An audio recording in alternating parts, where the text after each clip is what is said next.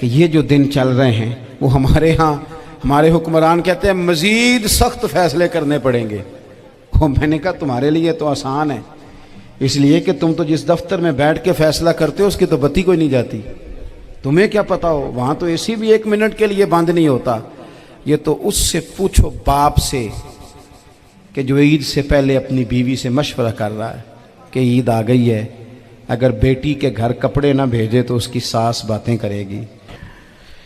تو ہمارے ہاں زیادہ تر لوگ بات اس لیے سیکھتے ہیں کہ میں کوئی کہیں سے مسئلہ سیکھوں گا پھر جا کے اپنی مسجد کے امام کو تنگ کروں گا کہ وہاں تو میں یہ سن کے آیا ہوں تو یہاں یہ کام کیوں نہیں ہوتا۔ میں کوئی بات سیکھوں گا تو پھر میں اس سے بحث کا دروازہ کھولوں گا۔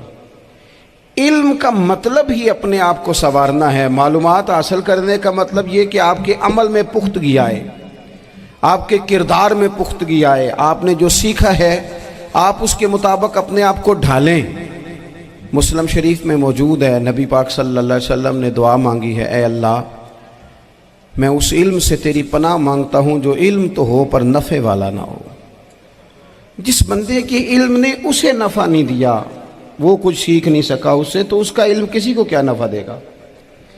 جب خود سے اس نے، اور صوفیہ کرام تو فرماتے ہیں کہ جو لوگ بڑی معلومات حاصل کر لیں، بڑی باتیں سیکھ لیں، پنچایت میں کسی کو بولنے نہ دیں، گھر میں کسی کو بولنے نہ دیں، بہت سارے لوگ تو علماء کو بھی مشورہ دیتے ہیں، بڑی باتیں کرے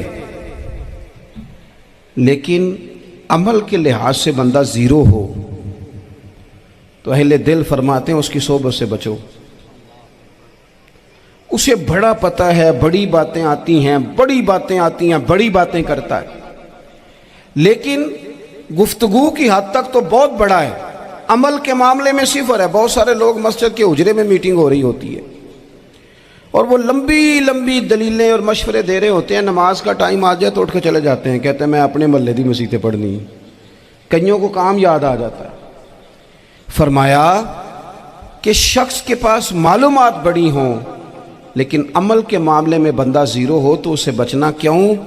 اس لیے کہ اگر پڑھا لکھا آدمی بے عمل ہونا تو وہ اپنی بے عملی پر بھی دلیلیں پیش کرتا ہے، وہ کہتا ہے میں یہ کام نہیں کرتا تو یہ میرے پاس دلیل ہے، وہ تو بے عملی کو بھی مزین کر دے گا معاذ اللہ۔ تو دینی تعلیم ایک تو حاصل اس لیے کریں کہ ہم نے اپنے آپ کو سنوارنا ہے، اور دوسرا علم کا شوق طبیعت میں ہو۔ دیکھیں نا، اللہ کے حبیب صلی اللہ علیہ وسلم نے فرمایا ہے کہ جو علم کے رستے پہ چل پڑا وہ جنت کے رستے پہ چل پڑا ہے۔ جمعوں میں، محفلوں میں کانوں کے ذائقے کے لیے نہ آئیں، اس لیے آئیں کہ میرے علم میں، میرے عمل میں یہ کوئی اضافے کی بات بنے گی، میں کوئی نصیحت حاصل کروں گا تو میرے دل کا زنگ اترے گا۔ ہمارے ہاں یہاں لوگ مزے کے لیے آتے ہیں اور آج کل لوگ فوٹو کے لیے آتے ہیں۔ ان دو کاموں سے نکل کر خالص اصلاح کی نیت سے علم کا شوق، ہمارے ہاں تیزی سے ایک حرکت کی گئی، علماء کا وقار خراب کیا گیا اور لوگوں کو دینی علوم سے دور کیا گیا، اور اس میں بعض بیچارے واعظین اور خطباء نے بھی کردار ادا کیا جب جعلی پیر کی تعریفیں کھول کے کیں، اور اسے پتہ نہیں کہاں تک یہ اسٹیج ہوتے ہیں نا، ان میں کوئی بندہ اچھا لگے بھی تو اس کے لیے دعا کرنی چاہیے، تعریفیں نہیں کرنی چاہیے۔ تعریفیں اس کا کوئی فائدہ نہیں ہے، اس بندے کو تو دعا کا فائدہ ہے، اگر آپ کو اچھا لگ رہا ہے تو اسے دعا دیں، اس سے زیادہ کچھ نہیں کریں۔ اور ہمارے ہاں جناب وہ نقیب محفل بیچارے کی شامت آ جاتی ہے اگر تعریفیں تھوڑی کرے تو، کہتے ہیں انہوں تو نام ہی نہیں لینا ہوں، وہ بھائی اس کے نام لینے سے آپ کا قد اونچا ہوتا ہے۔ تو علم اور عالم، ان دونوں چیزوں سے قوم کو دور کیا گیا۔ دینی تعلیمات کا فقدان ہے، جو میٹرک تک لوگ 60-70 کتابیں پڑھ جاتے ہیں انہیں بھی قرآن پاک ٹھیک سے نہیں پڑھنا آتا، دور کیا گیا۔ آپ مجھے بتائیے، چلیں ایک مسجد ہی آپ دیکھ لیں، اس مسجد کے اندر اگر ایک طرف ایک عالم دین مشکات شریف کھول کے بیٹھے ہوں، حدیث پاک کا درس ہو رہا ہے، یا بہار شریعت کھول کے بیٹھے ہیں، فقہی مسائل بیان کیے، اور اسی مسجد میں ایک بابا جی جبہ پہن کے تگڑا سا بڑی سی پگڑی باندھ کے اور 500 دانے والی تسبیح لے کے بیٹھے ہیں، اب ایک بندہ اندر آتا ہے تو وہ کدھر جائے گا، عالم کی طرف کہ بابا جی کی طرف؟ وہ کیوں جا رہا ہے بھلا بابا جی کی طرف؟ وہ اس لیے کہ ہم نے اسے یہ بتایا ہی نہیں کہ جس طرح سبحان اللہ سبحان اللہ سبحان اللہ پڑھنا عبادت ہے نا، اسی طرح دارابا پڑھنا بھی عبادت ہے۔ اسے ہم نے بتایا نہیں کہ جب تک علم کے رستے میں رہنا بھی عبادت ہے، جب تک اسے یہ سمجھ نہیں نہ آئے گی کہ جس طرح وظائف کی کتاب پڑھنا عبادت ہے، اسی طرح مشکوٰۃ شریف پڑھنا بھی عبادت ہے، حدیث بخاری کا درس لینا بھی عبادت ہے، مسلم شریف کی احادیث پر اپنے اساتذہ سے بیٹھ کر دروس پانا بھی عبادت۔ جب تک یہ پورا مزاج دیکھیں نا، نبی پاک صلی اللہ علیہ وسلم نے فرمایا رات کی ایک گھڑی بھر دین سیکھ لینا ساری رات نفل پڑھنے سے بہتر ہے۔ اب ہمیں سمجھنا چاہیے کہ کتاب پڑھ کے بھی بندہ رب رسول تک پہنچ سکتا ہے، کتاب و سنت رستہ آسان کرتے ہیں، لیکن ہمارے ہاں کیا مزاج دیا گیا ہے؟ بابا جی کے پاس چلو، ضرور جائیں بابا جی اگر نیک ہیں تو منع کوئی نہیں کر رہا، لیکن جو سوچ ہمیں حضور نے دی ہے ہم نے اسی سوچ کے مطابق اپنے معاملات کو ترتیب دینا ہے نا۔ اب ایک بات میں نے آپ سے پوچھی اور آپ نے کہا قوم ساری بابا جی کی طرف جائے گی۔ حدیث پاک کس طرح ہے؟ اللہ کے محبوب مسجد شریف میں تشریف لائے، دونوں جانب لوگوں کے حلقے بنے ہوئے ہیں، لوگ بیٹھے ہوئے ہیں، ایک حلقے میں لوگ اللہ کی یاد کر رہے ہیں، ذکر ہو رہا ہے، ایک حلقے میں بیٹھ کے ایک عالم کتاب و سنت کا درس دے رہے ہیں، ایک صحابی اور باقی سن رہے ہیں۔ خاص توجہ کریں نوجوان میری بات پر، رسول کریم صلی اللہ علیہ وسلم دونوں کے بیچ کھڑے ہو گئے اور کریم نے فرمایا دونوں محفلیں خیر کی ہیں، دونوں ہی حلقے خیر کے ہیں۔ اور پھر حضور فرمانے لگے مجھے چونکہ رب نے استاد بنا کے بھیجا ہے، میں چونکہ معلم بن کے آیا ہوں، یتلو علیکم آیاتنا ویزکیکم، میں چونکہ کتاب و سنت کی تعلیم کے لیے آیا ہوں۔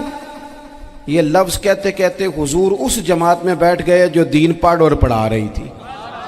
حضور وہاں بیٹھے جہاں بات دین کی ہو رہی، جہاں لوگوں کو اللہ رسول کی بات بتائی جا رہی۔ تو جمعے میں وقت پہ آئیں، اپنی دینی معلومات مضبوط کریں اور اپنے لیے مضبوط کریں۔ میں آپ کو بڑے درد سے یہ بات عرض کرتا ہوں، اگر دن میں 100 لوگ مسئلہ پوچھتے ہیں نا شریعت کا، تو ان میں 95 لوگ وہ ہوتے ہیں جو طلاق کا مسئلہ پوچھتے ہیں۔ والد صاحب نے، بیٹی کے والد صاحب نے 2 مہینے پہلے آرڈر دیا ہوتا ہے فرنیچر کا، بیٹے کی شادی ہو تو مہینہ پہلے شیروانی والے کو بھی کہنا پڑتا ہے، گاڑیاں بک کرانی پڑتی ہیں، میرج ہال بک، یہ سارے لوازمات ہم کرتے ہیں، سارا کچھ کیا۔ گاڑی سے گھر بسنا ہے، میرج ہال سے بسنا ہے، فرنیچر سے بسنا ہے، ہم نے سارا کچھ ان کو بتایا، لیکن کاش 2 گھنٹے بچی کسی معلمہ کے پاس جاتی، بچہ کسی استاد کے پاس جاتا، نکاح طلاق کے مسئلے بھی سیکھتے۔ میں دعوے سے کہتا ہوں اگر ہمیں پتہ چل جائے کہ 3 طلاقیں اکٹھی نہیں دینی چاہیے، کیونکہ دے دیں تو ہو جاتی ہیں، اگر ہمیں سمجھ آ جائے کہ نہیں دینی چاہیے، یہ مسئلہ بیان ہو، اور یہ والے مسئلے ہم محفلوں میں بھی نہیں بیان کر سکتے، اس لیے کہ لوگ کہیں گے مسئلہ تو وہ بیان کریں جس پہ نعرے لگیں گے، آپ قوم کو یہ کیا بتا رہے ہیں، یہ تو چھوٹا عالم بتاتا ہے معاذ اللہ اس طرح کی باتیں، تو بڑی بڑی کوئی نقطے کی بات بتائیں۔ وہ اس طرح ہمارے ہاں وہ 1 گھنٹہ پہلے نہیں کہتے تگڑے ہو جو میں جملہ دینے لگا، وہ پتہ نہیں جملہ آ رہا ہے کہ ایٹم بم آ رہا ہے، تیار ہو جاؤ، جو میرا جملہ ضائع نہ کرنا، ادھر بھاگ کے چلا گیا ادھر بھاگ کے آ جاؤ، اللہ جانے وہ جس طرح کبھی لگتا ہے نا پٹاری سے، اللہ جانے کیا نکلے گا، میں جملہ دینے لگا ہوں۔ تو میں کہتا ہوں تو آرام سے بیٹھ کے بھی جملہ دے دے، تیرے جملے سے کیا نکلے گا، اور تو جملہ نہ دے ہمیں کوئی آیت دے، تو جملہ چھوڑ ہمیں کوئی حدیث پاک سنا، یعنی ہر نقیب، ہر خطیب، ہر نعت خواہ اٹھ کے کہتا ہے سارا قرآن ہی حضور کی تعریف ہے۔ اور بھئی اگر سارا قرآن حضور کی تعریف ہے تو چند آیتیں پڑھ دے پھر تو بھی، تو نے پڑھی تو ایک بھی نہیں اور تو کہتا جا رہا ہے سارا قرآن ہی حضور کی تعریف ہے۔ یہ والی تعریف بھی تو سنانا قوم کو، جو یہ بچے ان کے استاد انہیں سکھا رہے ہیں اور یہ سیکھ رہے ہیں، اس طرف بھی تو سفر کریں۔ تو میرے عزیز اگر لوگوں کو مسائل کا پتہ چلے تو سینکڑوں گھر بچ جائیں تباہ ہونے سے، بڑے بڑے گھر بچ جائیں، لیکن مسائل نہیں آتے۔ میرے پاس مسئلہ پوچھنے کے لیے کچھ لوگ آ گئے تو 4-5 سال کا بچہ بھی تھا جس کے والد نے غصے میں اپنی بیوی کو 3 طلاقیں دی تھی، تو چھوٹا سا بچہ، کپڑے بھی پھٹے پرانے، اور حالت بتا رہی تھی کہ غریبی ہے۔ تو جب میں نے مسئلہ بتایا کہ 3 طلاقیں ہو گئی ہیں تو واپس جانے لگے، تو بچہ مجھ سے کہتا ہے، دیہاتی آدمی تو کہنے لگا، مولوی صاحب میری اماں تے نانی کہنی اسن پوچھ کے آئیں آپ کہ ہن اسی لہدا ہی رہنا ہے۔ تو اس بچے کی نونہال کی وہ کیفیت دیکھی تو میں رو پڑا۔ میں نے کہا یار یہ بچہ بیچارہ ماں باپ کے ہوتے ہوئے یہ یتیموں جیسی زندگی گزارے گا کیونکہ باپ نے طلاق دے دی۔ کس طرح مسائل نہیں بتائے لوگوں کو، تعلیم سے آگاہی نہیں کیا۔ اور اس میں بہت بڑا ظلم ہے ان لوگوں کا بھی جو جنازے پہ کھڑے ہو کے تو کہہ دیتے ہیں، میری طرح کے لوگ اچھے علماء کی بات نہیں کرتا، وہ کہہ دیتے ہیں دیکھو جن لوگوں کو جنازہ نہیں آتا۔ بھئی آپ نے کس دن عشاء کے بعد کلاس لگائی تھی جنازہ سکھانے کی؟ یہ تو آپ نے کہہ دیا لوگوں کو قرآن جی ٹھیک نہیں آتا، تو یہاں تو بیچاری بیبیاں جن کو صحیح پڑھنا نہیں آتا وہ مشن بنا لیتی ہیں کہ میں نے اتنے 100 کو قرآن پاک پڑھانا ہے، بیوہ ہو گئی ہوں، طلاق یافتہ ہو گئی ہوں، ساری زندگی قرآن پڑھاؤں گی۔ ہم کیوں یہ مشن نہیں بناتے؟ کیوں اس طرف سفر نہیں کرتے؟ ایک تو دینی معلومات میں، دینی علوم میں اپنے آپ کو لگائیں اور ذوق پیدا کریں کہ جو چیزیں مجھے نہیں آتی میں نے وہ سیکھنی ہے، جو معاملات مجھے نہیں آتے میں نے ان کی طرف سفر کرنا ہے۔ ایک تو اپنا یہ مزاج بنائیں۔ اور جب آپ دینی علوم سیکھتے ہیں تو پتہ ہے کون سا منظر قائم ہوتا ہے؟ منظر وہ بنتا ہے کہ حضرت ابو ہریرہ بھی دین سیکھا کرتے تھے، حضرت عبداللہ ابن عمر بھی اصحاب صفہ میں رہا کرتے تھے، حضرت انس بن مالک بھی رہا کرتے تھے، اور ایسا منظر بنتا ہے کہ حضرت سیدہ خدیجہ الکبریٰ رضی اللہ تعالیٰ عنہ فرماتی ہیں سیدہ فاطمہ حضور کی گود میں بیٹھی ہوتی تھی اور نبی پاک سے باتیں پوچھتی تھی اور حضور انہیں بتا رہے ہوتے تھے۔ سیدہ عائشہ حضور سے دین کی باتیں پوچھتی۔ چوتھا حصہ ہماری فقہ کے اصول حضرت فاطمہ کی، حضرت عائشہ صدیقہ کی مرویات پر مبنی ہیں۔ اگر ہماری بچیاں چھوڑ دیں ڈائجسٹ پڑھنا، چھوڑ دیں ادھر ادھر کی مووی دیکھنا اور وہ کتاب و سنت پر آ جائیں تو بہت سارے مسائل ایسے ہیں جو الجھنے سے پہلے ہی سلجھے ہوئے ہوں۔ دینی تعلیم کا مزاج اور ذوق۔ اور دوسری آیت کریمہ میں نے تلاوت کی، اللہ کریم نے قرآن مجید میں فرمایا یا ایھا الذین آمنوا قوا انفسکم واہلیکم نارا، اے ایمان والو خود بھی دوزخ کی آگ سے بچو اور اپنے گھر والوں کو بھی بچاؤ۔ او والد، وہ ماں جو بچوں کو بھوک سے بچانے کے لیے محنت کرتی ہے، ان کو مایوسی سے بہت سارے ماں باپ ایسے ہوتے ہیں جن کے پاس کپڑے لینے کے پیسے نہیں ہوتے عید پہ۔ کیوں؟ عزیز بھائی، جس طرح ہم اپنے بچوں کو دیکھیں، بہت سارے ماں باپ کے پاس گنجائش نہیں ہوتی، لیکن اس نیت سے کہ بچوں کے دل ٹوٹ جائیں گے، عید پہ کیسے گزارا کریں گے، مشکل سے بھی کپڑے خرید کے دیتے۔ اس طرح ہم اپنے بچوں کو بھوک سے، پیاس سے، مایوسی سے بچاتے ہیں۔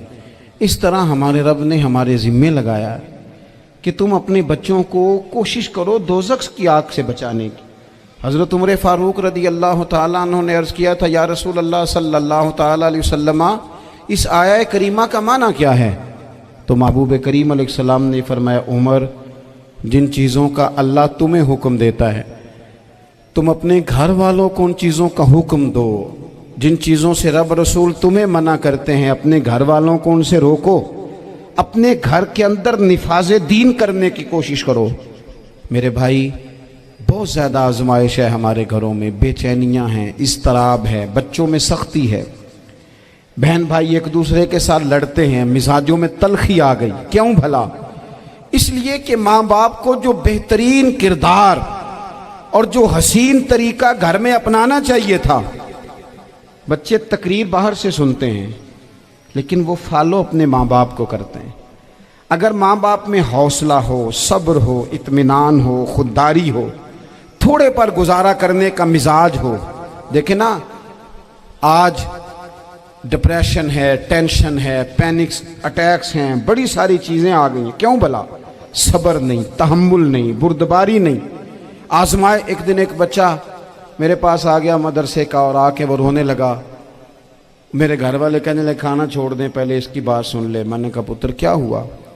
کسی نے مارا ہے کسی استاد نے؟ کہنے لگے نہیں حضرت، گھر فون کیا تھا تو میری اماں اور ابا کی لڑائی ہو رہی ہے۔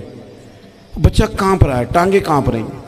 میں نے کہا کیا ہو کیا گیا تمہیں پتر؟ لڑائی ہو رہی ہے تو گھروں میں ہو ہی جاتی ہے۔ کہنے لگے نہیں، آپ کو پتہ نہیں وہ بڑا سخت لڑتے ہیں۔ میرے والد جب میری والدہ کو مارنے کے لیے آگے بڑھتے ہیں تو ہم سارے چار پنجوں کے نیچے چھپ جاتے ہیں، ہمیں خوف آتا ہے، وہ منظر خطرناک ہوتا ہے۔ یہ کون تکلیف دے رہا ہے اپنے بچوں کو؟ یہاں بیٹھے ہمارے ہاں میلوں دور رہتے تھے اس کے گھر والے، تو وہ تکلیف میں تھا، تو گھر میں کیا کیفیت ہوگی؟ اگر حوصلہ ہو، صبر ہو، قناعت ہو، اللہ کے دیے ہوئے تھوڑے رزق پر ہمیں راضی رہنا آتا ہو، ہمارے گھروں میں سکون آئے، اطمینان آئے، ہم جو زندگی بڑی خوشی خوشی گزار سکتے ہیں۔ ہمارے مزاجوں کا لالچ، ہماری طبیعتوں کی بے راہ روی، ہماری جھوٹی انا کا بت، ان ساری چیزوں کو ختم کر دیتا ہے۔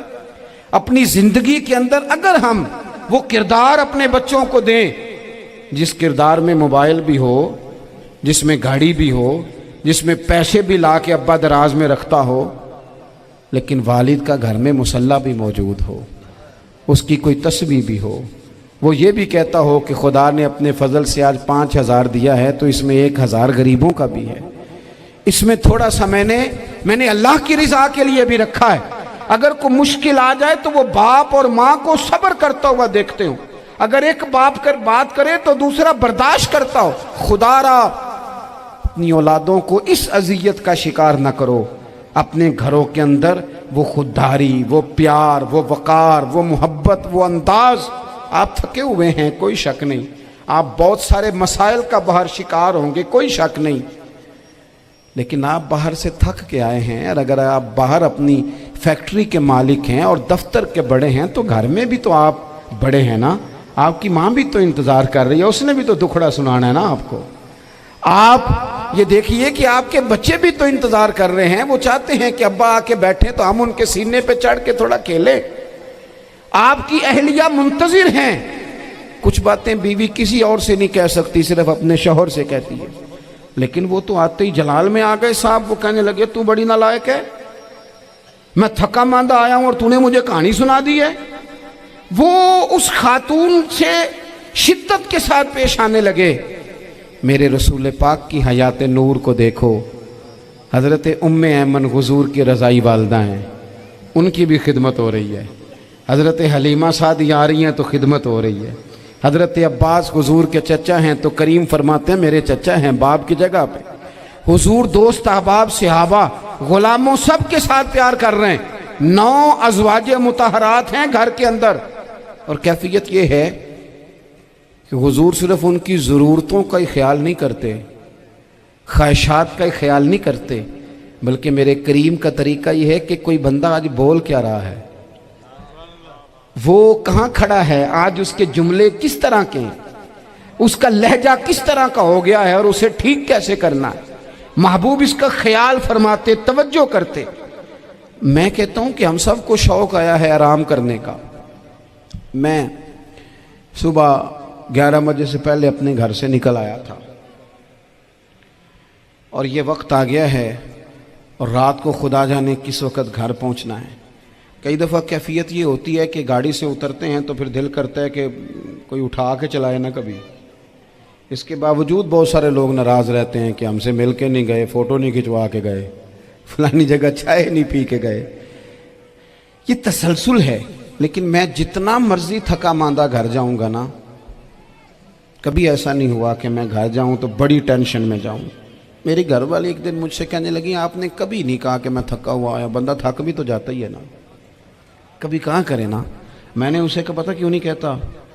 اس لیے نہیں کہتا کہ میں نہیں چاہتا کہ میرے بچے یہ کہیں کہ ہم نے دین نہیں پڑھنا، ہمارا باپ تو بڑی مشکل میں ہے۔ ہم اپنے کام کے بارے میں اپنے گھر میں شکوے کرتے ہیں۔ آپ کسی بچے سے پوچھ لیں کون سا کام کرنا ہے، کہ اندر جڑا ابا جی کر دے رہے ہیں وہ نہیں کرنا۔ کیوں؟ کہ ابا جی ہر روز تو کہتے ہیں میں بڑا الجھ گیا ہوں، یہ کام بڑا مشکل ہے۔ میں چاہتا ہوں کہ میں اپنے بچوں کو یہ بتاؤں کہ پتر میں تو جدھر جاتا ہوں پھول ہی پھول ہیں، میں تو جدھر سے گزرتا ہوں محبت ہی محبت ہے، میں تو جدھر سے دیکھتا ہوں دعائیں ہی ملتی ہیں، تاکہ ان کا شوق پیدا ہو۔ میرے عزیز، آپ تھوڑا سا دل بڑا کریں۔ اگر آپ ایک کی وجہ سے پورا گھر سکون میں آ جاتا ہے تو آپ دل بڑا کیوں نہیں کرتے؟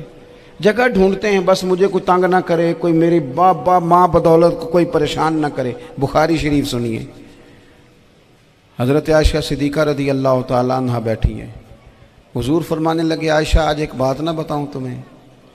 یا رسول اللہ بتائیے۔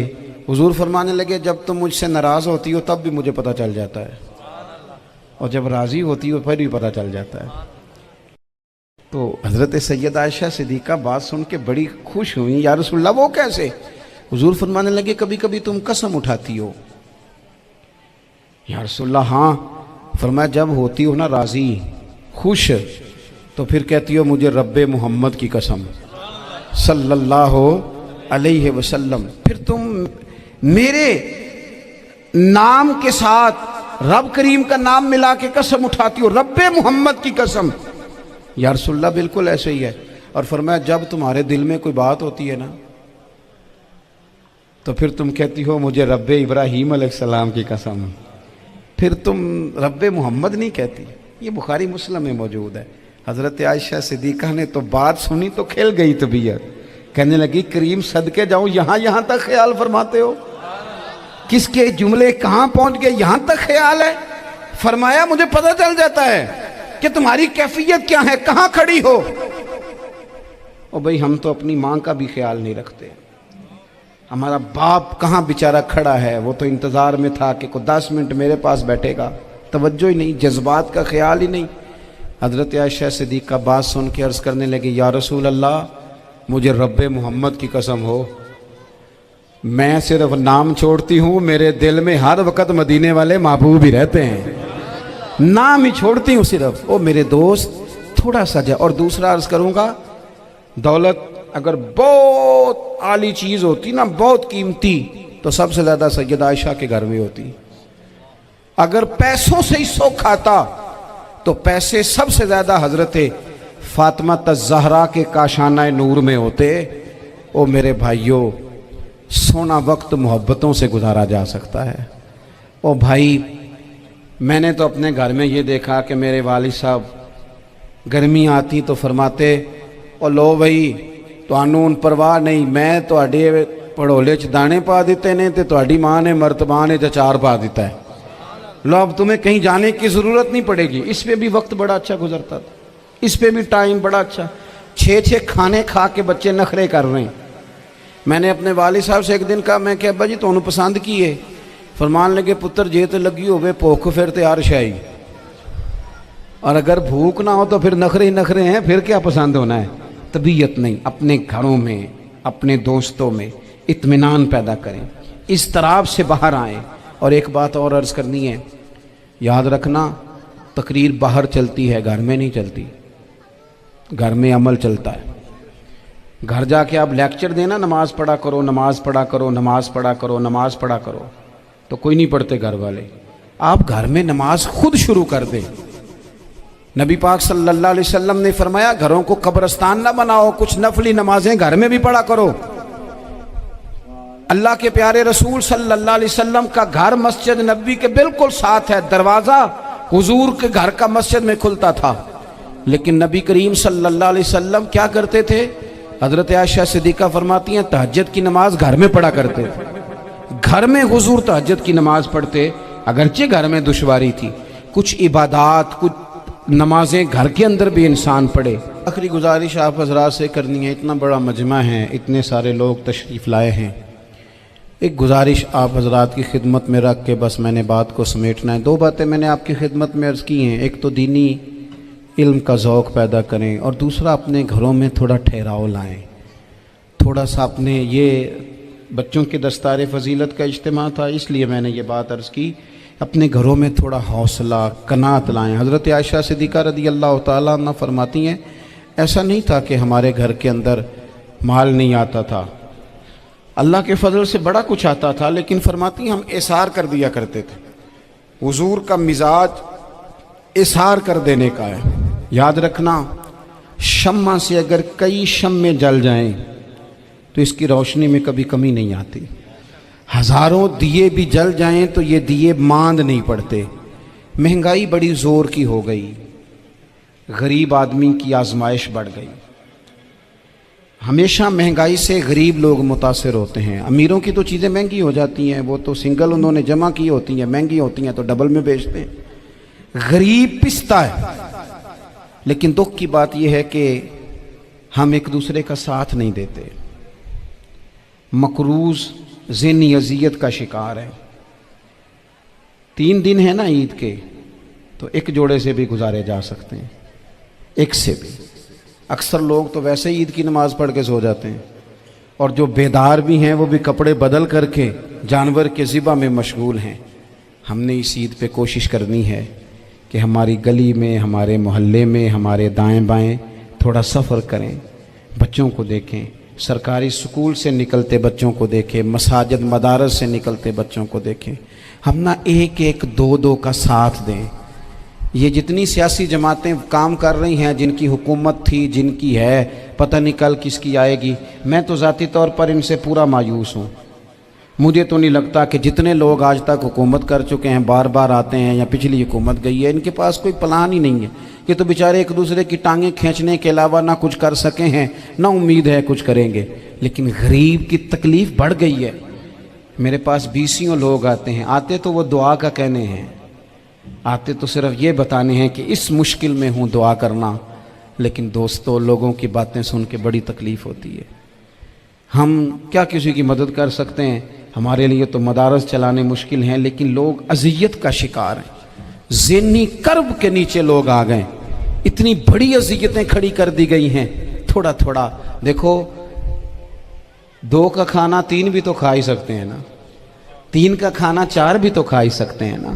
میرے محبوب نے ہمیں یہ نہیں کہا تھا زیادہ گوشت پکانا, بلکہ رسول پاک نے تو رنگ ہی بڑا سادہ دیا ہے.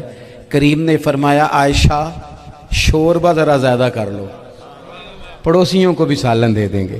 تھوڑا شوربہ زیادہ کر لو, اسی کو بڑھا لو, تھوڑا شوربہ بڑھا لیں, تھوڑا تھوڑا ایک دوسرے کی مدد کریں, دست شفقت رکھیں. گلیوں میں سنسان لوگ, اب تو لوگ ایک دوسرے سے دکھ بھی نہیں کہتے, وہ کہتے ہیں دینا کسی نے ہے کچھ نہیں, اور تماشا الگ سے بن جائے گا. دوستو, ہم نے خود ایک دوسرے کا ہاتھ بٹانا ہے. جو لوگ صاحب ثروت ہیں, دیکھو ایک ہی باپ کی اولاد ہوتی ہے, ایک کو اللہ بڑا نواز دیتا ہے, 2-3 کمزور رہ جاتے ہیں. اس کو چاہیے وہ دوسروں پہ دست شفقت رکھے. ایک گلی میں سارے لوگ ایک ہی قبیلے کے, ایک ہی علاقے کے, ایک آگے نکل گیا ہے, اسے چاہیے وہ دوسروں کا خیال کرے. عزیز بھائیوں, ہم نے اس کمر توڑ مہنگائی کے دور میں نے جمعے میں امیر لوگوں سے کہا تھا کہ قربانیاں کرنی تو ہے ہی, تو تم تو سارا سال گوشت کھاتے ہو. کیا آپ کو بتاؤں کہ ہم اس وطن میں رہتے ہیں جہاں فریج اور فریزر بڑی سے پہلے زیادہ بکتے ہیں. فریج نہیں لے آؤ, بڑی لے آؤ, چونکہ گوشت سیو کرنا ہے, سارا سال بھی تو ملتا ہے نا امیروں. میں نے تو کہا تھا اس گاؤں میں لے جاؤ جہاں قربانی کوئی نہیں کر رہا, ذبح ہی وہاں جا کے کر لو. تھوڑی سی گنجائش بنائیں اپنے دلوں میں. یہ ضروری نہیں کہ سامنے والا آپ کا شکریہ بھی ادا کرے. حضرت عائشہ صدیقہ رضی اللہ تعالیٰ عنہ, اماں جی ایک کنیز رکھی ہوئی تھی, حضرت عثمان غنی نے دی تھی کہ آپ کی خدمت کریں گی. تو وہ کنیز کہتی ہے کہ اماں جی تو میری بھی روٹیاں پکا دیتی تھی, وہ تو میرے لیے بھی کھانے کا اہتمام کر دیتی تھی, لیکن کوئی دروازے پہ اگر مانگنے آتا تو حضرت عائشہ صدیقہ مجھے کہتی اسے خیرات دے آؤ. تو میں کہتی اماں جی یہ کام تو لوگ دوڑ کے کرتے ہیں, اور آپ یہ مجھے کہہ رہی ہیں میں کر دوں. تو حضرت عائشہ فرماتی جب کوئی بندہ کسی کو دیتا ہے تو وہ شکریہ ادا کرتا ہے. میں چاہتی ہوں وہ شکریہ بھی تیرا ہی ادا کر جائے, میں نے جو اجر لینا ہے وہ رب کی بارگاہ سے لینا ہے. تو میرے بھائی, اپنی زندگی میں تھوڑا سا تو دل بڑا کریں, تھوڑی تھوڑی گنجائش پیدا کریں. اور یہ ضروری نہیں کہ اس بندے کا آپ سے بڑا اچھا سلوک ہی ہو, نہ بھی ہو اس غریب کا سلوک اچھا, تو بعض اوقات بندہ غریبی میں تلخ بھی تو ہو ہی جاتا. بعض اوقات انسان پہ غربت زیادہ آ جائے تو اس کی طبیعت بھی تو, بیمار آدمی سخت بھی تو ہو جاتا ہے. تو میری آپ سے یہ گزارش ہے کہ یہ جو دن چل رہے ہیں وہ ہمارے ہاں ہمارے حکمران کہتے ہیں مزید سخت فیصلے کرنے پڑیں گے. میں نے کہا تمہارے لیے تو آسان ہے, اس لیے کہ تم تو جس دفتر میں بیٹھ کے فیصلہ کرتے ہو اس کی تو بتی کوئی نہیں جاتی. تمہیں کیا پتا ہو, وہاں تو اے سی بھی 1 منٹ کے لیے بند نہیں ہوتا. یہ تو اس سے پوچھو باپ سے کہ جو عید سے پہلے اپنی بیوی سے مشورہ کر رہا ہے کہ عید آ گئی ہے, اگر بیٹی کے گھر کپڑے نہ بھیجے تو اس کی ساس باتیں کرے گی. یہ چھوٹی عید گزری تھی نا, تو ہمارے ہاں کچھ لوگ سمجھتے ہیں کہ سخاوت صرف رمضان میں ہی کرنی ہے، اور رمضان میں ثواب زیادہ ہے، ورنہ راشن ونڈن والے اور لوگ کو عیدوں بعد بھی بھوک لگ دیجئے، عید کے بعد بھی اسی طرح ہی غریب کے ساتھ پیٹ ہوتا ہے، لیکن توجہ نہیں۔ ایک تو ذوق علم پیدا کریں، ایک اپنے گھر میں اطمینان کا ماحول لائیں۔ تیسری گزارش یہ ہے کہ مہنگائی اور سختی کے اس دور میں اپنے مسلمان بھائیوں کا، عزیزوں کا، اہل محلہ کا ہاتھ بٹائیں، پیار کریں۔ اللہ تبارک و تعالیٰ اپنے بندوں پر بڑا مہربان ہے، وہ اپنے بندوں کو معاف کرنے والا ہے، اپنے بندوں پر رحمت کرنے والا ہے۔ ہم اللہ تعالیٰ کے عاجز بندے ہیں، خواہشات نفسانیہ کئی دفعہ معاذ اللہ غالب آتی ہیں، غلطیاں ہو جاتی ہیں، اور ان غلطیوں کی پاداش میں انسان اپنی جان پر زیادتی کرتا ہے۔ اللہ تعالیٰ معاف کرے تو اس کا سفر اللہ کے عذاب کی طرف ہوتا ہے۔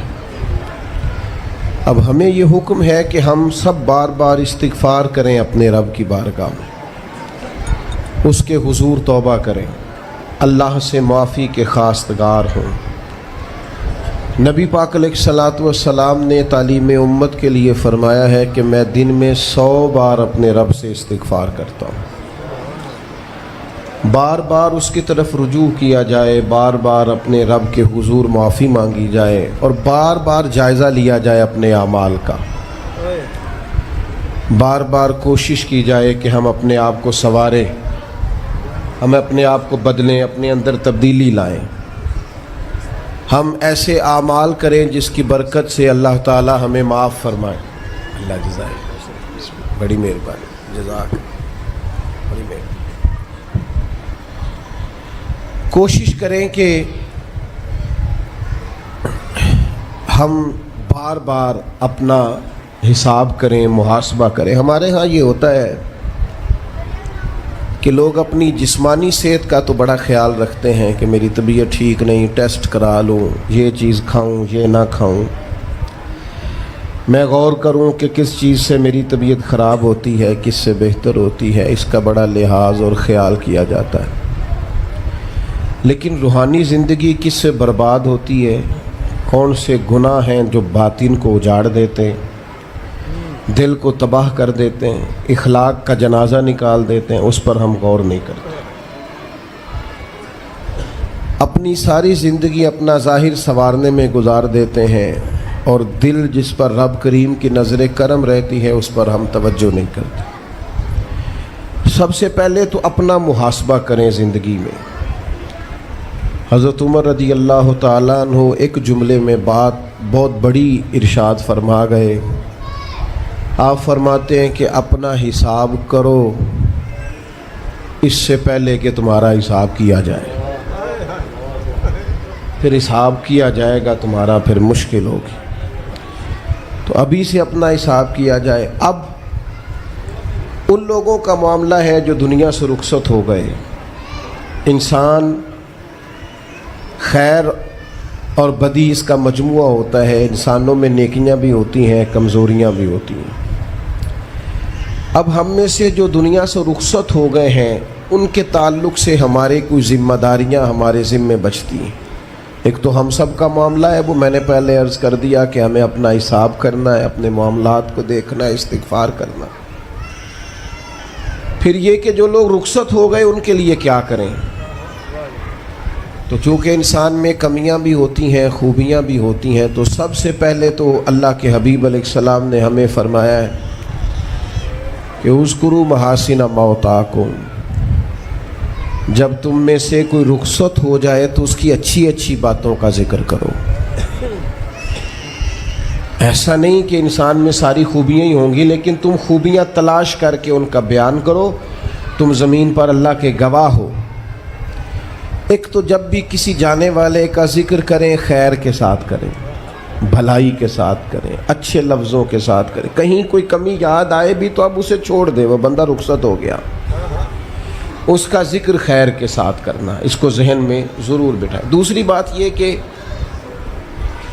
جب کوئی دنیا سے جائے تو اس کی طرف سے ایصال ثواب کریں، یعنی ایسے اعمال کرے جن کی وجہ سے اسے ثواب پہنچے۔ اب ہمارے ہاں جو رسم و رواج بعض بن گئے ہیں، بڑی بڑی دیگیں، بڑے لاؤ لشکر، نامی گرامی بندہ ہے تو نامی گرامی آؤ جاؤ تو کھانے تو بڑا جلسہ تو پتہ لگ جائے لوگوں کو۔ تو پہلے تو یہ یاد رکھو، جس کام میں تھوڑی سی بھی ریاکاری ہو اس پر اللہ کی بارگاہ سے اجر کی امید کیسے رکھتے ہو؟ جب تک عمل خالص لوجہ اللہ نہیں ہوتا، جب اس پر ثواب مل نہیں رہا تو جائے گا کیسے؟ جتنا آپ عمل چھپا کے کریں گے، جتنا آپ عمل اللہ کی رضا کے لیے کریں گے، اتنا ثواب زیادہ ہوگا، جانے والے کو فائدہ زیادہ ہوگا۔ وہ میں ختموں پہ جاتا ہوں کئی دفعہ تو وہ کہتے ہیں اتنے لاکھ روپیہ مسجد کو دیا، اس کا بھی اعلان کر دیں، اتنے قرآن پاک پڑھے ہیں تو اس کا بھی اعلان کر دے۔ کس کو بتا رہے ہو اعلان کر کے؟ اللہ کو تو پتہ ہے تم نے کیا پڑھا ہے، یہ پرچیاں پڑھ پڑھ کے کس بات کی سنا رہے ہو؟ کیا مطلب ہے اس کا؟ حضرت عبداللہ ابن مسعود رضی اللہ تعالیٰ عنہ فرماتے ہیں بعض ریاکار مر کے بھی ریاکاری نہیں چھوڑتے۔ حضور مر کے ریاکاری نہیں چھوڑتے، مرنے کے بعد کیسے ہوگی؟ فرماتے ہیں ان کی خواہش ہوتی ہے جنازے بڑے ہونے چاہیے، لوگوں کو پتہ لگ جائے فلانا گیا، مرنے کے بعد بھی تو دکھاوا کر رہا۔ حضرت ابو ذر غفاری رضی اللہ تعالیٰ عنہ کا جنازہ چند لوگوں نے پڑھا ہے، 4-5 لوگوں نے، اور حضور کے محبوب ترین صحابی ہیں۔ بڑا جنازہ بھی بڑی بات ہے، اللہ تعالیٰ توفیق دے تو اچھے لوگوں کے بڑے جنازے، لیکن کسی کا جنازہ چھوٹا بھی ہو جائے تو مطلب یہ نہیں کہ بندہ ٹھیک نہیں تھا۔ بات کی سمجھ آ رہی ہے؟ تو میرے عزیز، ایصال ثواب کریں تو اللہ کی رضا کے محض پتہ ہوتا ہے محلے میں غریب کون ہے، اپنے والد اور والدہ کے نام پر غریب کو دے دیں، کسی مقروض کی مدد کریں، اس بیچارے کی جان چھوٹ جائے۔ آپ کوئی گلی ٹھیک کرا دیں جہاں سے لوگوں کا گزرنا آسان ہو، آپ کچھ ایسا نظام کر دیں جس سے لوگوں کے لیے آسانیاں پیدا ہو جائیں، لیکن آپ محض وہی کام کریں گے جس سے دکھاوا ہوگا تو کیا امید کرتے ہیں اس پر اجر کی؟ تو ایصال ثواب دیکھیں قوم کو ضرورت کیا ہے، وہ والا ایصال ثواب کریں۔ حضرت سعد رضی اللہ تعالیٰ عنہ نے جب آن کر کے عرض کیا تھا کہ یا رسول اللہ صلی اللہ تعالیٰ علیہ وسلم، میری والدہ کا انتقال ہو گیا ہے تو میں ان کے لیے کیا کروں؟ تو محبوب نے فرمایا کہ فلاں جگہ پانی کی قلت ہے تو وہاں کنواں کھدوا دے۔ معنی کیا ہے کہ اس پانی پینے سے اللہ تبارک و تعالیٰ تیری ماں کو اس کا اجر عطا فرمائے گا۔ صدقہ تو جس چیز کی ضرورت ہے آپ وہ چیز کر کے دیں، اور ختم چپ کر کے بھی ہو جاتا ہے، گھر کے اندر بھی ہو جاتا ہے، اکیلے بھی ہو جاتا ہے، اس کے لیے لاکھوں کروڑوں لگانے کی کوئی ضرورت بھی نہیں۔ چوتھی بات، تیسری بات، کوشش فرمائیں کہ جو نیکیاں جانے والا کرتا تھا وہ نیکیاں جاری رہیں، اس کے بچے، اس کی اولاد، اس کے سارے رشتہ دار ان نیکیوں، اگر وہ کوئی بھلائی کرتا تھا تو وہ بھلائی ہوتی رہے، وہ جاری رہے، وہ سلسلہ آگے بڑھایا جائے۔ ہم یہ کرتے ہیں کہ ہم خیر کے کاموں کو جاری نہیں رکھتے، بلکہ والد کے جانے کے بعد تو بچے بڑے سیانے ہوتے ہیں، وہ کہتے ہیں ابا جی کو تو بس وہ فلانا غریب بھی لوٹ کے لے جاتا تھا، فلانا بھی اپنی مجبوری سنا کے، تو ہم تو سیانے ہیں۔ او خدا کے بندے، حضور علیہ السلام نے فرمایا تمہیں جو روزی دی جاتی ہے وہ تمہارے کمزوروں کی وجہ سے دی جاتی ہے، وہ جو ضعیف کمزور لوگ تمہارے دسترخوان سے کھا جاتے ہیں ان کے سبب سے اللہ تعالیٰ تمہیں عطا کرتا ہے۔ تو اس لیے یہ تو کوئی طریقہ نہیں ہے کہ آپ کے بزرگ خیر کا کام کرتے تھے آپ نے چھوڑ دیا، تو آپ ایک کام یہ کریں کہ ان کی نیکیاں جاری رکھیں۔ اور چوتھی بات یہ کہ ان کے لیے دعا کریں۔ دعا ہمیں حضرت ابراہیم نے سکھائی ہے، سورہ ابراہیم میں موجود ہے، ربنا اغفر لی ولوالدی، یا اللہ مجھے بھی بخش دے اور میرے ماں باپ کو بھی، وللمؤمنین یوم یقوم الحساب، اور جس دن تو حساب لے اس دن سارے مومنوں کی بخشش فرما دے۔ ایک شخص نے نا حضور علیہ السلام کے سامنے دعا مانگی، اللہ مجھ پہ رحم فرما اور اپنے نبی پہ رحم فرما۔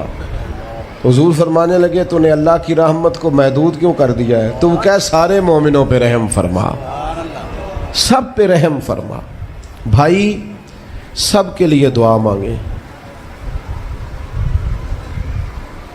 یہ 2-4 بچوں کا موبائل کا مسئلہ رہ گیا، باقیوں کا بیٹا بیٹھ جاؤ، پیارے بیٹے بیٹھ جاؤ، پتر بیٹھ جاؤ، آپ بھی بیٹھ جاؤ بیٹے، آپ بیٹھ کے بنائیں، اس میں کیا حرج ہے؟ کھڑے ہوتے ہیں بیٹا تو پچھلوں کو دقت ہوتی ہے۔ سنو، زیادہ غور سے سنو، میں تھوڑی تقریر کرنے والا مولوی ہوں، لیکن یہ اللہ کا فضل ہے کہ میں اگر 20 منٹ بات کروں گا تو اس 20 منٹ کے اندر آپ کو 20 سبق ضرور حاصل ہوں گے انشاءاللہ تعالی۔ ہاں، وہ کوشش ہوگی کہ وہ جتنی بات ہے وہ تربیتی ہے۔ وہ بعض دوستوں کا خیال ہوتا ہے لمبی تقریر کرے، میں کیا ہوتے وہ بندہ کر سکتا ہے جنہیں ایک شعر ہی 20 منٹ پڑھنا ہوئے، اجے مزہ نہیں آیا، اجے دوبارہ پڑھو، اجے رل کے پڑھو، تو وہ تو پھر 1.5 گھنٹہ بھی کام چل سکتا ہے۔ تو جس نے ٹو دی پوائنٹ بات کرنی ہو اس کے لیے تو 10 منٹ بھی بڑے ہوتے ہیں، اور ویسے بھی تقریریں پیٹ بھرنے کے لیے نہیں ہوتی، عمل کرنے کے لیے ہوتی ہیں۔ اب تو میں ویسے بھی ذرا مصروف زیادہ ہو گیا ہوں، بہت ساری جگہوں پہ جا نہیں پاتا، تو ایک جگہ میں گیا تو ایک بزرگ مجھے کہنے لگے پچھلی دفعہ تسی 40 منٹ تقریر کی تھی سی، حید کی زیادہ کرنی۔ میں کہا 40 منٹ والی تھی، عمل ہو گیا جی۔ تو اگر تقریریں کانوں کی لذت کے لیے سننی ہے تو سنتے رہیں، پھر تو کئی راتیں لوگ جلسے سنتے ہیں۔ مقصود کیا ہے؟ نتیجہ کیا ہے؟ جو عرض کر رہا ہوں اس پر غور کریں، سب کے لیے دعا کریں۔ ایک بات خاص کرنے لگا ہوں، حضرت ابراہیم نے تو بخشش بھی سب لوگوں کی مانگی، حضور علیہ السلام بھی دعا کرتے تو امت کے لیے دعا کرتے۔ کبھی اپنے بھائی کے لیے بھی تو دعا کرو نا یار، اللہ تعالیٰ اسے بھی ذرا زیادہ روزی دے۔ بھتیجوں کے لیے بھی دعا کرو، بھانجوں کے لیے بھی کرو۔ توجہ ہے آپ کی میری بات؟ ادھر دیکھیں جی، غور کریں بات۔ ویسے دعا کرنی چاہیے کہ نہیں محلے داروں کے لیے کہ یا اللہ ادھر والا پڑوسی بھی امیر کر دے، تو ایس پاسے والا بھی ہنس دے ہو، ہاں نہ نہیں کر دے۔ یہ دعا مانگنی چاہیے کہ یا اللہ میرے پڑوسیوں کو، نہیں آپ بول ہی نہیں رہے، تسا کتوں منگنی دعا؟ منگنی چاہیے نا، مانگتے ہیں ہم۔ ایسی ہوا چلی ہے کہ ہر شخص سوچتا ہے تمام شہر جلے بس ایک میرا گھر نہ جلے۔ او خدا کے بندے کبھی محدود نہ کر خدا کی رحمت، سب کے لیے مانگ اس سے، وہ بڑا کریم ہے۔ تو کہہ یا اللہ سب کو دے اور سب کے صدقے ہمیں بھی دے۔ لیکن ہم نہ دعاؤں میں بھی اپنا ظرف اور حوصلہ بڑا نہیں کرتے، گنجائش پیدا نہیں کرتے۔ دیکھو داتا گنج بخش علی اجویری رحمۃ اللہ علیہ نے لکھا ہے کہ ایک بندہ نا حج کرنے گیا تو ہر جگہ دعا مانگتا تھا، یا اللہ میرے دوستوں کو نیک کر دے، یا اللہ میرے دوستوں کو نیک کر دے۔ عرفات میں بھی، منا میں بھی، مزدلفہ میں بھی، بیت اللہ شریف کے پاس بھی، ہر جگہ یا اللہ میرے دوستوں کو اچھا کر دے۔ ایک بندے نے اسے کہا یار یہ عجیب دعا کرتا ہے تو، میرے دوستوں کو نیک کر دے، اپنے لیے بھی تو مانگنا۔ تو کہنے لگا اللہ کے بندے میں ہر وقت دوستوں کے بیچ رہتا ہوں، اگر وہ نیک ہو گئے تو میں بھی انشاءاللہ ہو جاؤں گا۔ ان کی صحبت میرے اوپر بھی اچھا اثر ڈالے گی، چونکہ رہتا جو ان کے بیچ ہوں۔ ہمارا علاقہ امیر ہو گیا تو انشاءاللہ ہم بھی ہو ہی جائیں گے۔ لوگوں کے رزق میں برکت ہوگی تو ہمارے رزق میں بھی تھوڑا سا نا کشادہ دل کریں ہر معاملے میں۔ اور سنیں حدیث پاک، نبی کریم علیہ السلام نے فرمایا جو دعا اپنے بھائی کی غیر موجودگی میں اس کے لیے مانگی جاتی ہے نا، اللہ وہ دعا جلدی قبول فرماتا ہے۔ اور حضور فرماتے ہیں جب تم اپنے بھائی کی غیر موجودگی میں اس کے لیے دعا مانگتے ہو، اللہ تمہارے سراہنے فرشتہ کھڑا کرتا ہے، اور فرشتہ کہتا ہے مالک جو یہ اس کے لیے مانگ رہا ہے پہلے اسے عطا فرما۔ تو کیسی سعادت کی بات۔ لیکن سینہ کشادہ کرنا پڑے گا، دل بڑا کرنا پڑے گا، حوصلہ بڑا کرنا پڑے گا۔ جب تک دل، طبیعت، حوصلہ یہ بڑا نہیں ہوتا اتنی دیر تک لطف حضور کی ساری امت کے لیے دعا مانگیں کہ اے اللہ جتنے خوش عقیدہ ہیں محبوب کے غلام سب کو جنت عطا فرما، سب کے لیے کھول دے دروازے جنت کے۔ دعا اللہ کی۔ اچھا پھر دعا مانگنی بھی ذرا ذوق سے چاہیے۔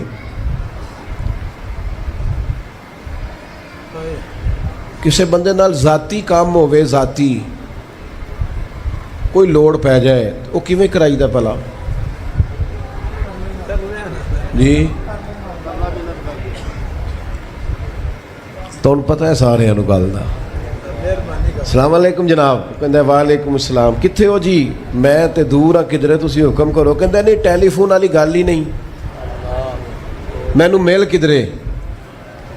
اور رات کو کسی وقت کہتا میں 2 بجے آؤں گا، میں جاگنا یار مجبوری بڑی ہے، تو پاویں 3 بجے آ، مینوں مل کے سویں۔ پھر اس کو جا کے مجبوری بتا